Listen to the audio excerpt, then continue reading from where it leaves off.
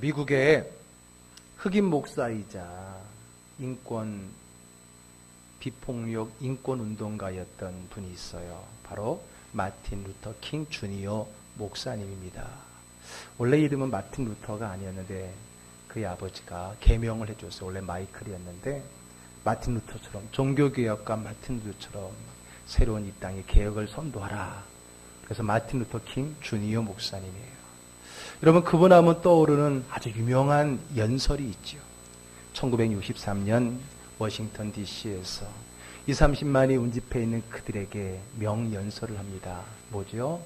I have a dream. 나에게는 꿈이 한 가지 있습니다. 그 연설은 정말 많은 연설가들에게 아주 좋은 그런 모델이 되기도 하고 또 이 시대에 많은 것을 생각하게 하는 그런 내용을 담고 있습니다. 그 중에 일부분을 제가 한번 들려드릴게요. 나에게는 꿈이 있습니다. 언젠가 이 나라가 모든 인간은 평등하게 태어난다는 사실을 우리는 자명한 진리로 받아들인다는 이 나라의 건국 신조의 참뜻을 되새기며 살아가리라는 꿈입니다. 나에게는 꿈이 있습니다. 언젠가 조지아주의 붉은 언덕에서 노예 후손과 노예 주인의 후손이 형제애라는 식탁 앞에 나란히 앉을 수 있는 날이 오리라는 꿈입니다. 나에게는 꿈이 있습니다. 언젠가 내 아이들이 자신의 피부색이 아니라 인격으로 평가받는 나라에서 살게 되리라는 꿈입니다. 아주 유명한 연설이죠. 그 연설을 하기 100년 전에는 이미 링컨 대통령에 의해서 흑인 노예 해방이 있었습니다. 그러나 흑인들은 그저 노예로서 해방만 됐을 뿐이지 여전히 노예와 같은 취급을 받고 차별을 받는 시대를 100년 동안 또 살아가고 있었던 겁니다. 그런 시대에 진정한 차별이 없는 그 나라를 꿈꾸고요. 그런 차별이 없는 그 시대의 그런 꿈을 이 루터 킹 목사가 어려서부터 꿈을 꾸었다라고 하는 거예요. 물론 그런 꿈을 꾼 사람이 그 한 사람이었겠습니까? 많은 사람이 그런 꿈을 꾸었죠.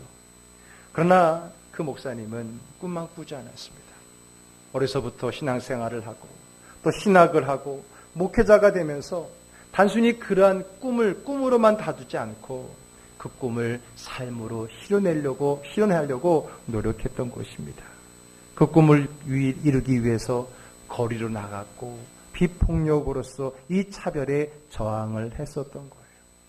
그래서 그 결과 100년 전에 링컨 대통령은 제도로서 법으로서 노예를 해방했지만은 오늘 루터 킹 목사에 의해서 이제는 제도가 아니라 삶으로서 생활로서 진정한 차별들이 없어지기 시작했다라고 하는 겁니다.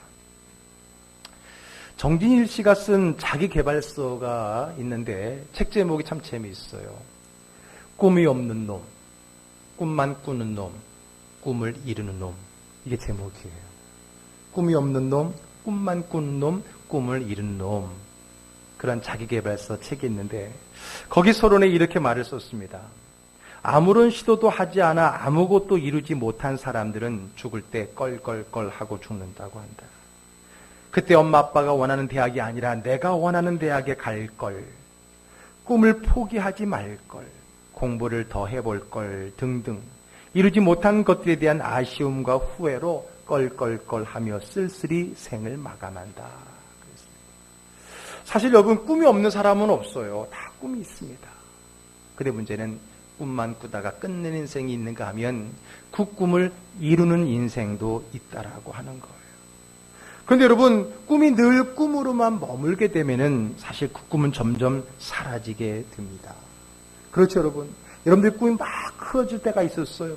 그러나 시간이 지나고 이제 결혼을 하고 자식을 낳고 직장에 매여 가다 보면은 언제 그랬나 옛 추억으로 그 꿈은 그저 꿈으로만 남아있을 때가 참 많잖아요. 그 꿈은 점점 사라지게 된다라는 거죠. 지난번 설교에서 말씀처럼 늘 생각만 하는 믿음은 그것은 사라진다 그랬잖아요. 그 생각은 오래가지 않고 결국은 소멸된다라고 말한 것처럼 꿈도 그렇다는 거예요. 늘 꿈으로만 존재한다면 그 꿈은 언젠가는 사라지고 추억밖에 되지 않는다는 겁니다. 생각 안에 갇혀있는 것이 죽은 믿음이었고 교회 안에만 갇혀있는 믿음이 죽은 믿음이었던 것처럼 꿈 안에만 갇혀있는 것도 죽은 믿음이라는 거예요. 그러면 어떻게 이 꿈이라는 것에 갇혀있는 우리의 믿음이 꿈 밖으로 나의 삶으로 실현으로서 나타날 수 있겠는가? 어떻게 꿈 밖으로 던져질 수 있는가? 오늘 그 질문을 하고 그 질문의 답을 들으려고 합니다. 그리고 그 질문의 답을 듣기 위해서 우리는 오늘 본문의 주인공인 느헤미야를 통해서 그 답을 찾아보려고 합니다. 자, 느헤미야는 누구냐면 이스라엘 민족 사람이에요. 그러나 그가 태어나고 자란 곳은 이스라엘 땅이 아니라 지금 성경에는 이제 바사라고 하는 페르시아라고 하는 그 나라에서 태어나고 자란 사람입니다. 자, 오늘 1절의 말씀 같이 읽어볼게요. 하가랴의 아들 느헤미야의 말이라 아닥사스다 왕 제20년 기슬루월에 내가 수산궁에 있는데. 예. 자, 우리가 알다시피 이스라엘 나라가 기원전 586년에 바벨론에 의해서 멸망을 당합니다. 멸망을 당하면서 많은 사람들이 포로로 갑니다. 그러니까 포로라기보다는 강제 이주를 당한 거예요. 그래서 바벨론 지역에서 소수민족으로 힘겹게 살아가게 됩니다. 자, 그러는 가운데 그 나라를 잃게 됐죠. 예루살렘 성은 파괴가 되었고요. 그리고 난 다음에 이제 이 바벨론이라고 하는 나라는 새로운 제국, 바사, 성경은 바사라 그러고 우리 세계사로서는 페르시아입니다. 이 페르시아가 그 바벨론의 모든 지역을 다시 통치를 하게 되는 새로운 바사 시대가 된 거예요. 그때 초대 왕이었던 고레스 왕이 이제 그 땅을 다 정복하고 새로운 왕권을 잡으면서 칙령을 냈죠. 즉 바벨론 지역에 포로로 와 있고 이주해 온 민족들은 각각 자기의 나라로 돌아가도 좋다. 자기의 나라에 돌아가서 자기의 신앙생활을 해도 좋다라고 하는 굉장히 좋은 법을 내립니다. 그거로 인해서 드디어 이스라엘 민족은 예레미야의 그 예언대로 그들이 이제 스룹바벨이라고 하는 다윗 왕가의 사람을 총독으로 세워서 그들이 이제 고향 땅, 이스라엘 땅, 예루살렘 있는 곳으로 돌아옵니다. 그것이 바로 제1차 포로 귀환입니다. 그들이 와서 제일 먼저 한 게 뭡니까? 무너진 성전을 재건하는 일이에요. 쉽지가 않았습니다. 중간에 많이 중단도 했었고요. 우여곡절 끝에 그 성전을 재건을 해왔습니다. 자, 그리고 난 다음에 두 번째 이제 포로 귀환이 일어나게 되는데 1차 포로 기간이 있고 난 귀환 후에 한 60여 년이 지나고 난 다음에 이번에는 제사장이자 학사였던 에스라, 오늘 느헤미야서 앞부분에 에스라서잖아요.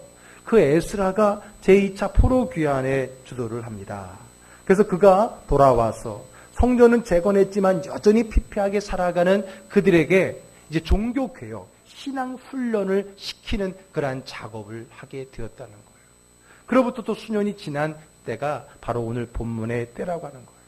결국은 1차, 2차에 걸쳐서 포로 귀환을 했지만은 모두 다 간 게 아닙니다. 이미 시간은 100년이 흘렀어요. 이미 그 땅에서 태어난 이민 2세, 3세, 4세, 빠르게는 5세 이렇게 많은 사람들이 살아가면서 그곳에 소수민족으로 살아가고 있었어요. 그 중에는 처음부터 왔다가 남아있었던 다니엘이라는 사람도 있었을 것이고요. 그리고 우리가 알다시피 에스더 왕후 같은 경우도 그렇게 남아있던 자였습니다. 에스더의 왕후, 즉 그의 남편 왕, 아하수에로 왕, 세계사서로는 크세스라고 하는 그 왕이 바로 오늘 여기 등장하는 왕 그 앞의 왕입니다. 어쨌든 그 같은 시대에 결국은 포로로 와서 귀환하지 못하고 있는 그러한 많은 사람들도 있었는데 오늘 본문의 주인공인 느헤미야도 그런 사람 중에 하나입니다. 이 땅에서 태어났고 자라지만은 아직 이 땅에 살고 있지만은 늘 이스라엘에 대한 꿈과 소망을 가지고 있는 그러한 사람이 있는데 오늘 그가 바사 왕국의 신하로 공직자로 남아 있었다라고 이야기하는 거예요. 비록 이웃 땅의 공직자로 있지만은 늘 마음은 조상의 나라. 사실 그가 태어난 나라는 아니지만은 부모님으로부터 들어왔던 그 역사 또 그 믿음의 그 땅인 그 이스라엘 땅 예루살렘 성에 대해서 늘 마음을 두고 있었다는 거죠. 자, 그러던 차에 유다에 갔다가 2차 귀환이었던 에스라를 따라 갔던 사람 중에 돌아와서 그 곳에 대한 이야기를 들려주는 한 사람을 만나게 되었어요. 그에게 그곳 사정을 들으니까 이렇게 답변을 합니다. 자, 3절의 말씀 읽어볼게요. 사로잡힘을 면하고 남아있는 자들이 그 지방 거기에서 큰 환난을 당하고 능력을 받으며 예루살렘 성은 허물어지고 성문들은 불탔다 하는지라. 좋은 소식이에요? 나쁜 소식이에요. 그곳에 가서 잘 살고 믿음을 가지고 회복이 되리는데 들려오는 소식은 안 좋은 소식이에요. 그 주변에 있는 민족들에게 많은 침략을 당하게 되어지고 많은 사람이 잡혀가고 잡혀가지 않은 사람은 그 땅에서 큰 환난을 당하고 예루살렘 성은 무너지고 성문은 불타고 그런 안 좋은 이야기를 들린 거예요. 그 말을 듣고 얼마나 가슴이 아팠는지 느헤미야는 마음이 힘들고 어려웠다는 거예요. 왜냐하면 그는 자기가 태어난 곳이 아니고 살던 곳이 아니었지만 늘 부모님으로부터 들었고요. 늘 신앙 안에서 이 예루살렘 성전이 있는 곳을 동경하며 살았기 때문에 오늘 그런 마음을 듣고 그런 소리를 듣고 가슴이 아팠다라고 하는 거예요. 그는 늘 기회가 언제든지 기회가 되면 우리의 고국, 우리 조상들의 나라, 우리 신앙의 뿌리인 예루살렘 성전이 있는 그곳에 가서 내가 헌신하리라, 내 한번 바치리라 그런 꿈을 꾸며 살아갔다라고 하는 거예요. 그런 꿈을 꾸는 그가 그 예루살렘의 참담함의 이야기를 들었을 때 가슴이 아팠다라고 하는 거죠. 어렵게 그곳으로 간 동포들은 환난을 당하고 있고 또 무엇보다 예루살렘 성문이 무너지고 옆에 성벽이 무너지고 성문이 불탔다는 얘기가 그를 가슴 아프게 했어요. 그래서 여러분 그 소식을 들은 예레미야가 어떻게 했는가요? 자, 4절의 말씀 읽어볼게요. 내가 이 말을 듣고 앉아서 울고 수일 동안 슬퍼하며 하늘의 하나님 앞에 금식하며 기도하여. 예, 여러분 그 소식을 듣고 뭘 했다고요? 탄식하며 울며 금식하며 무엇했다고요? 기도했다는 거예요. 하나님께 기도했다는 거예요. 여러분 이 표현을 보면은 얼마나 이 사람이 자기 고국에 대한 그 마음이 있는가. 자기가 태어나고 자란 곳이 아니에요. 그럼에도 불구하고 그 땅에 대한 마음을 늘 갖고 있었던 것을 보게 되고요. 그것은 단순히 민족간, 역사관 뿐만이 아니라 믿음 때문에 그런 거예요. 믿음 때문에. 왜 믿음의 전수를 부모님부터 잘 받았거든요. 그리고 그 믿음의 성지가 바로 예루살렘이니까 그 예루살렘에 대한 참담한 마음 때문에 그는 울 수밖에 없고 탄식할 수밖에 없고 금식하며 하나님께 기도할 수밖에 없었다라고 하는 겁니다. 그렇습니다. 여러분, 오늘 지금 우리는 어떻게 우리의 믿음을 그저 꿈 안에 가두지 않고 꿈 밖으로 우리 삶으로 끄집어낼 수 있느냐. 그리고 그러한 대표적인 사람으로 느헤미야를 들었단 말이에요. 그렇다면 결국 느헤미야는 꿈을 삶으로 이룬 사람이라는 거예요. 그러면 그가 어떻게 우리가 똑같은 꿈을 꾸는데도 불구하고 그 꿈을 이룰 수 있었는가? 그 첫 번째 비결이 뭐냐면 바로 기도라고 하는 겁니다. 기도라고 하는 거예요. 생각의 믿음을 삶의 믿음으로 바꾸는 통로가 기도였던 것처럼 꿈과 비전을 이루는 통로가 바로 기도라고 하는 겁니다. 제가 2004년도에 교회를 개척하고 2005년도에 바나바 훈련원이라는 곳에 가서 영성 훈련을 좀 받았어요. 그때 바나바 훈련, 지금은 이제 교회 새롭게 건물이 신축이 됐는데 그때 건물에 들어가는 입구에 보게 되면 뭐라고 글이 있었냐면은 비전만큼 살고 기도만큼 이룬다. 그게 바로 그 바나바 원장님이신 이강천 목사님의 그 신앙 모토거든요. 비전만큼 살고 기도만큼 이룬다는 겁니다. 비전의 세계만큼 내가 살아갈 수 있는데 그 중에서도 기도, 이 비전이 아무리 크더라도 내가 기도한 만큼 이루어진다. 그 얘기 있잖아요. 기도만큼 산다는 거예요. 또 여러분, 물론 거기 있던 말은 아니라 주로 우리 가끔 듣는 얘기 중에 이런 얘기도 있잖아요.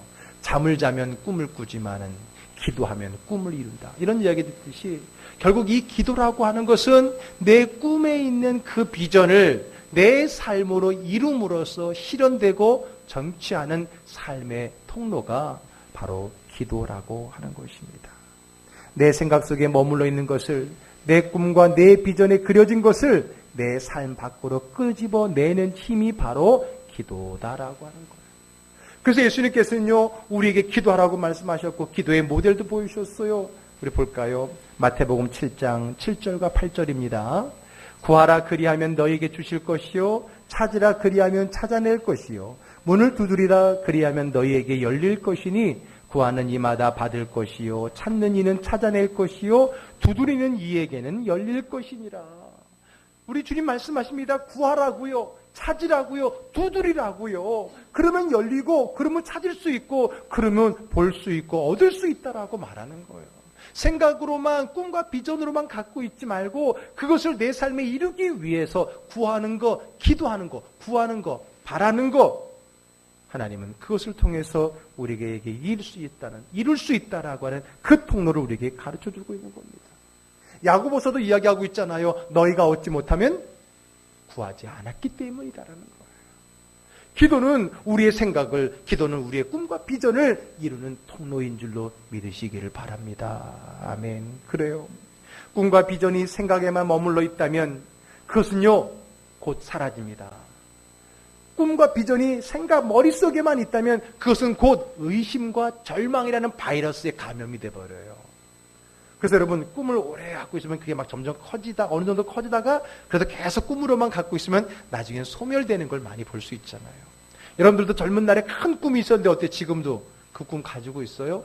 갖고 있긴요. 다 소멸됐지. 나이 드신 분들 얘기하는 거예요.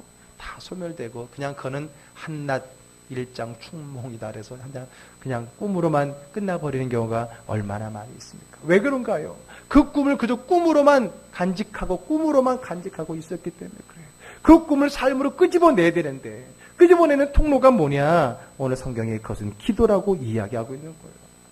그래, 나 같은 게 뭐 이렇게 될 수 있겠어? 내가 언제부터 그랬다 그래? 아유, 난 아니야. 난 안 돼. 이건 그냥 꿈이야. 아니야. 그냥 꿈은 꿈일 뿐이지. 이렇게 자기를 위로한다고 하지만은 결국은 그 꿈을 나의 꿈속에 가두어 버렸던 우리의 삶의 모습이 얼마나 많았느냐는 거예요.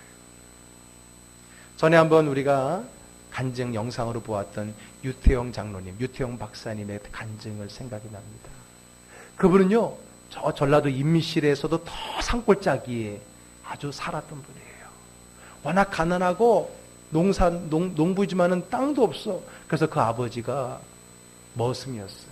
남의 집 땅에 머슴으로 일해주고 좀 받아오는 그런 모습이었는데, 그런데 자녀는 또 많이 낳잖아요. 8남매. 그 8남매들 다 공부를 가르칠 수도 없어. 다 문맹이에요. 그런데 이 유태영 박사가 좀 똘똘하고 어렸을 때부터, 그러니까 얘 하나는 좀 가르치라고 하도 주변에 그래서 억지로 초등학교를 보낸 거예요. 근데 공부를 잘해. 그러니까 중학교까지 나오는데, 그런데 여러분 공부만 할 수 없어. 지게도 져야 되고 늘 할 일이 많아. 그러다 보니까 만 18세가 돼서야 중학교를 졸업했대요. 그래서 그 시골 머슴집에 그 정도면 됐지 하겠지만은 이 꿈을 가지고 그가 무작정 서울로 올라갑니다. 그래서 야간 고등학교를 다니는데 구두 닦기, 신문팔이, 뭐 무슨 행사, 살 곳이 없어서 아무 데나 노숙하고 쓰레기통을 뒤지며 먹을 거 찾았다는 그 사람이 야간 고등학교를 졸업하면서 비전을 갖는 거예요. 유학을 가리라. 왜냐하면 어려서부터 가난한 농부의 집에 살았기 때문에 우리나라의 이 농촌의 새로운 개혁을 그가 꿈을 꿨던 거예요. 우리나라 농부들도 잘 사는 농부가 되었으면 한다는 마음을 꿈을 꾸면서 어떤 나라가 이 농업으로 선진국일까? 그가 찾아보니까 덴마크가 좋다는 걸 알았어요. 그런데 그 당시 덴마크와 우리나라는 수교가 되지 않아서 잘 연결하기가 쉽지가 않았어요. 유학 간다는 게 없었고. 그런데 무작정 그가 영어로 편지를 씁니다. 누구에게 편지를 쓸까? 그 나라 제일 높은 사람이 누군가 보니까 왕이더래. 국왕이 있더래. 그래서 그 국왕 앞에다가 편지를 씁니다. 주소는 어떻게 될까? 모르죠. 그런데 왕의 주소를 그 나라 사람은 다 알겠지 해서 그저 그 왕의 이름과 그 나라 이름만 써서 영문 편지를 보낸 거예요. 그리고 한 달 뒤에 연락이 왔어요. 그 왕의 보좌관으로부터 연락이 와서 그 편지를 우리 왕이 잘 읽었다. 그리고 감동을 받았다. 그래서 기꺼이 너를 받아주겠다. 비행기 값도 보내주고 생활비도 대주고 학비도 다 대줄 테니까 와서 공부해라. 그래서 그가 덴마크로 가서 공부를 한 거예요. 거기서 공부를 하고 이제 우리나라 박정희 정권 때인데 그때 그를 데리고 와서 우리나라에 새마을 운동을 하기 시작을 한 거예요. 그렇게 새마을 운동을 막 출발시키고 활발히 하다가 또 잠깐 중단을 하고 자기는 더 배워야 됩니다. 그래서 이스라엘로 유학을 또 갑니다. 이스라엘에 보면 키부츠라고 이 농업 공동체가 있잖아요. 그리고 그걸 또 배우기 위해서 또 이스라엘로 유학을 가는데 이스라엘의 히브리 대학이라고 아주 세계적으로 유명한 대학이 있는데 거기에서 또 박사를 단 4년 만에 그 언어를 다 통과하면서 박사, 그렇게 빨리 받기 쉽지 않은 대학이거든요. 거기서 또 박사를 받고 또 돌아와서 이 나라를 위해서 나중에는 건국대학교 부총장까지 하고 은퇴하셨던 그분입니다. 딱 봐도 교수님이라기보다는 정말 농부같이 생기신 그런 분이에요. 근데 그분이 이렇게 간증을 하면서 나는 이 어렸을 때 꿈을 이루었습니다 라고 말하면서 내가 이 꿈을 이룬 이유가 뭔지 압니까? 어떻게 이룰 수 있었는지 아십니까? 열심히 공부했기 때문에, 열심히 남들보다 노력했기 때문에? 아닙니다. 그건 누구나 다 했었습니다.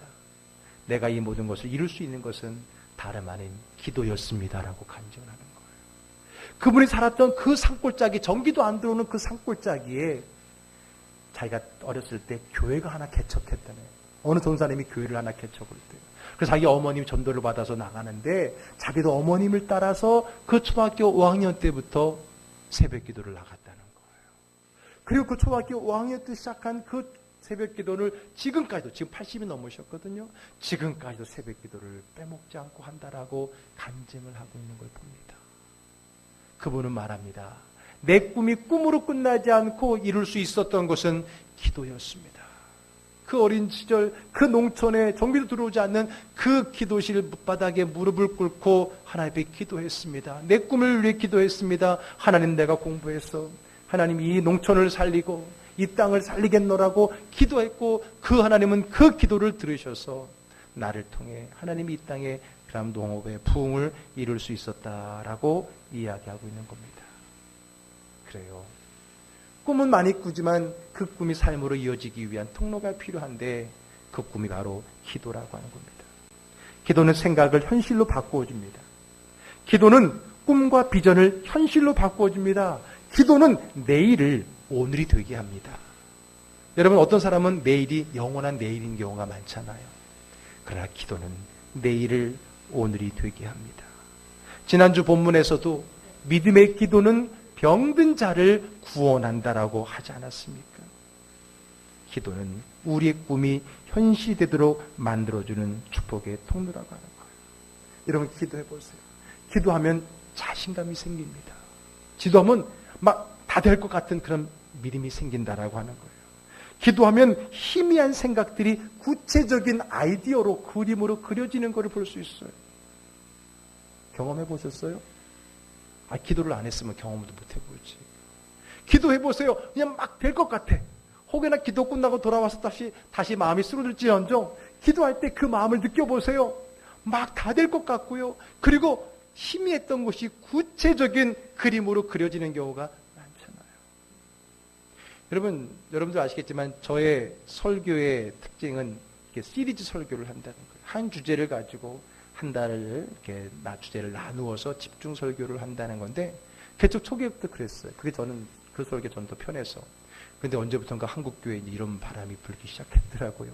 근데 여러분, 이 설교 시리즈의 주제를 잡고 또 그 주제를 나누어서 하는 거, 이거 참 쉬운 일이 아니에요. 어떻게 보면 그것이 굉장히 큰 스트레스도 있어요. 물론 세상적으로 본다라고 한다면. 또 늘 같은 주제를 반복할 수가 없잖아요. 늘 새로운 주제를 어떻게 풀어갈 건가. 그리고 오늘 우리에게 필요한 주제는 무엇인가. 그걸 어떻게 4주 혹은 5주로 분배를 할 것인가. 그때의 본문을 어떤 본문을 선택해야 될 건가. 이런 부분들을 저도 많이 준비해야 될 거 아니에요.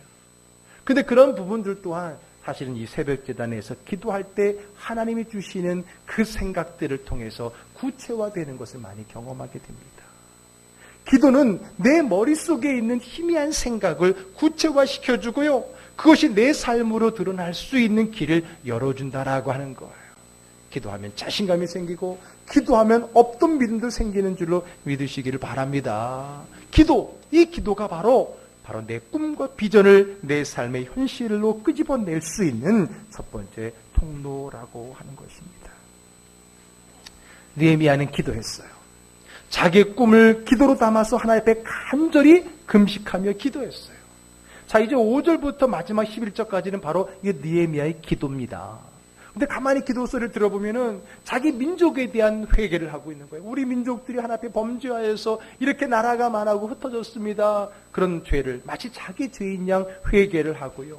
또 회개만이 아니라 이제 하나님께서 우리가 죄를 지어 흩으셨다면 또 우리가 돌이키고 회개하면 하나님께서 다시 모아주신다고 하지 않았습니까? 그렇게 약속하지 않았습니까? 그러면서 하나님의 언약을 상고하면서 지금 하나님께 떼를 쓰고 있는 거예요.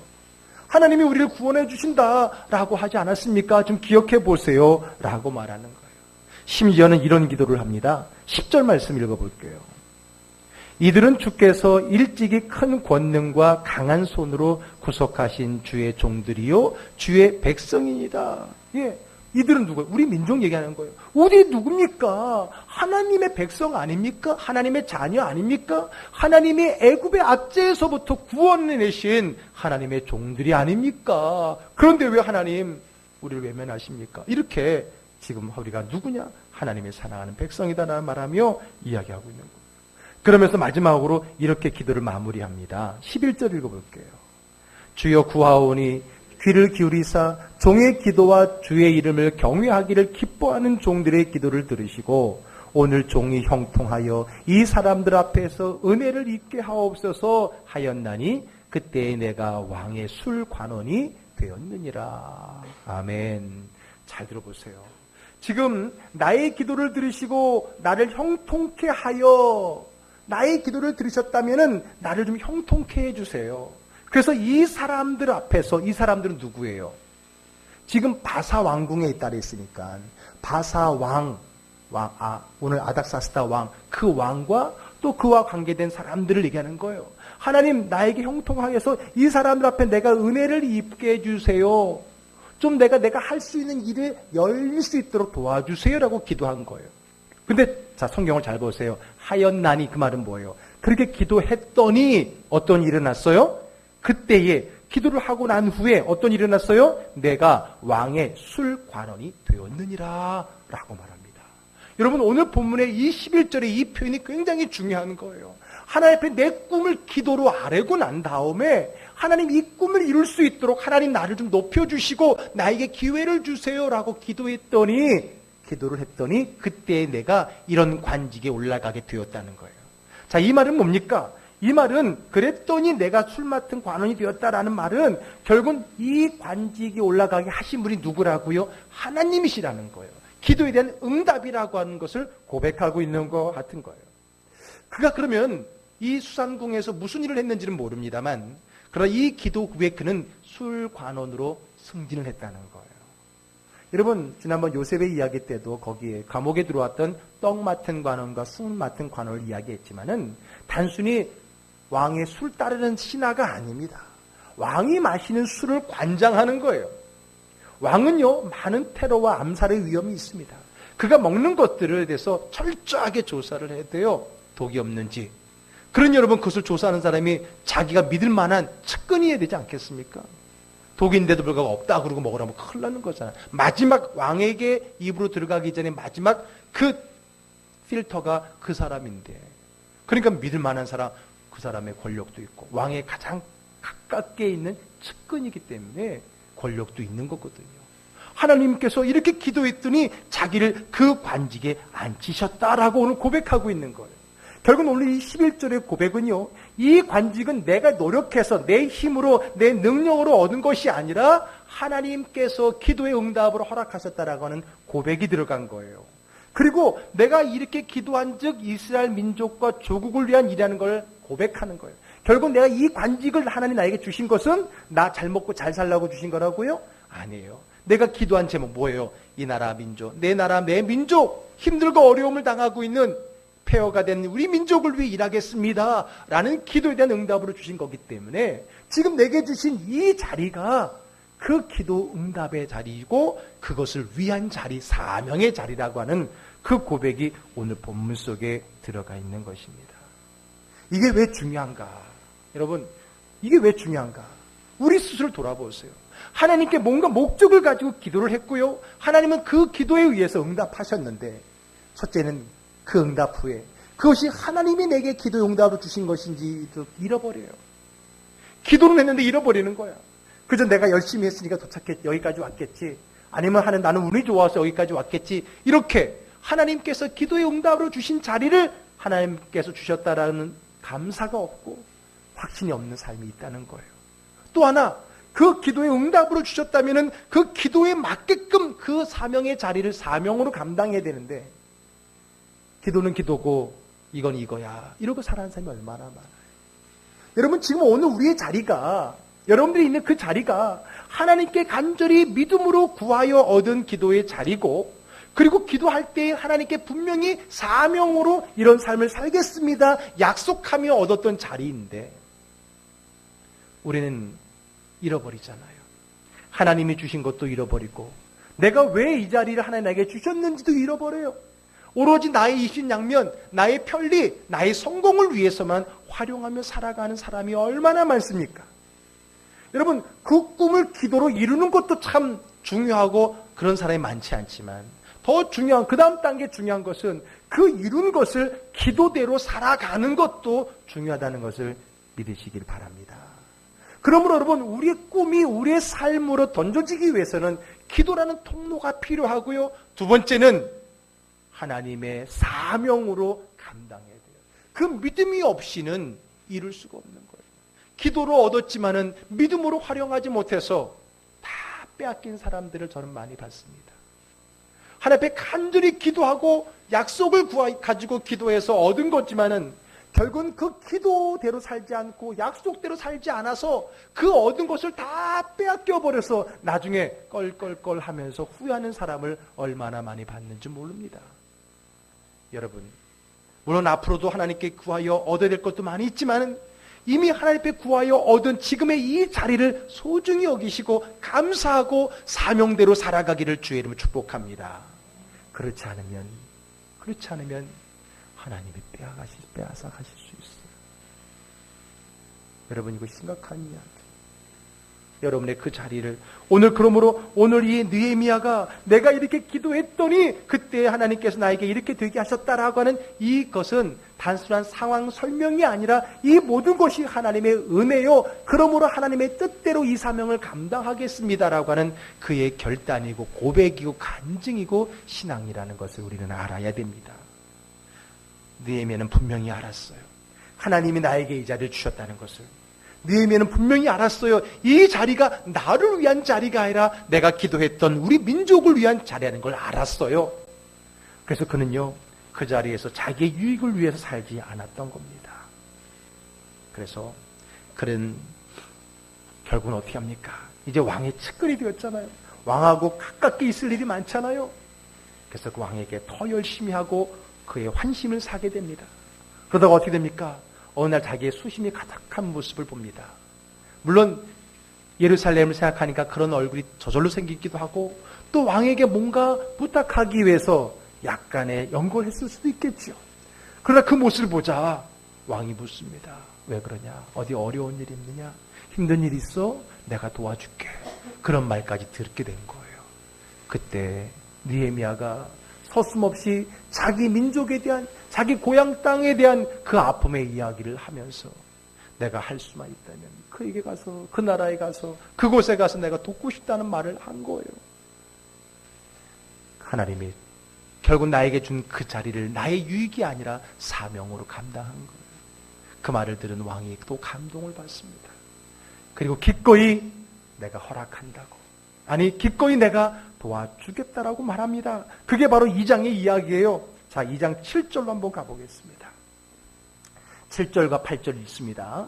내가 또 왕에게 아뢰되 왕이 만일 좋게 여기시거든 강 서쪽 총독들에게 내리시는 조서를 내게 주사 그들에게 나를 용납하여 유다에 들어가기까지 통과하게 하시고 또 왕의 살림 간독 아삽에게 조서를 내리사 그가 성전에 속한 영문의 문과 성곽과 내가 들어갈 집을 위하여 들보로 쓸 제목을 내게 주게 하옵소서 하매. 왜 안 넘겨요? 페이지 방송실 8절 빨간 부분이 있습니다. 내 하나님의 선한 손이 나를 도우심으로 왕이 허락하고, 그 기회를 자기 사명의 기회로 삼았어요.